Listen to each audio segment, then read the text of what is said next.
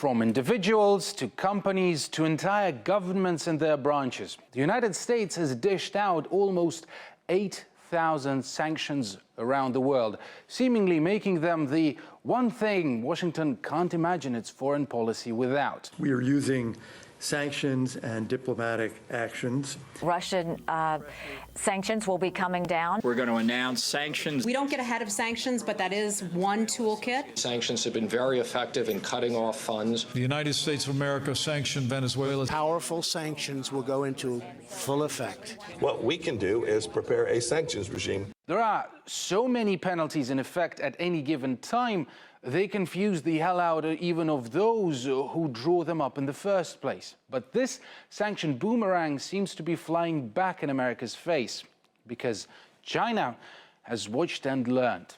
Beijing wasn't excited to find out that two colossi of US military production, Raytheon and General Dynamics, are about to sell brand new, made-in-America missiles and tanks to Taiwan. To block the deal, which China sees as a brazen violation of international law, it is prepared to, well, sanction the two manufacturers. The Foreign Ministry spokesperson has said that to safeguard national interests, China will impose sanctions on US enterprises involved in arms sales to Taiwan. The deal in peril is worth more than $2 billion, a painful blow on its own.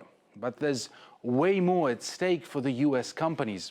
Raytheon, as big as it already is, announced this year it will be growing some more, merging with another, an even bigger arms manufacturer, United Technologies. It's an all-stock merger, one of the most exciting things. I know Craig knows it. It just crazily changed Sunday. The merger will be historic in every sense of the word. The combined net worth of Raytheon and United Technologies is close to $50 billion. Except United Technologies got where it is right now, also doing business inside China.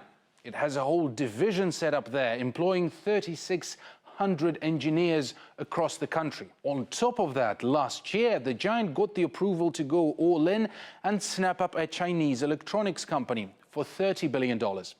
A merger with Raytheon, come sanctions, could turn this investment into a big flop. As for General Dynamics, the company about to sell tanks to Taiwan, it also has a not-so-small business of selling private jets in China. What goes around comes around, they say.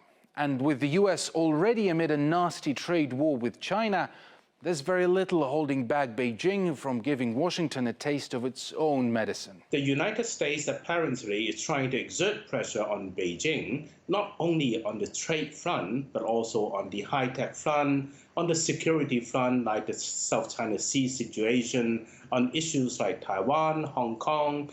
The Chinese authorities are looking at certain issues that it can also respond to pressure from the Donald Trump administration, that it can exert pressure on the United States.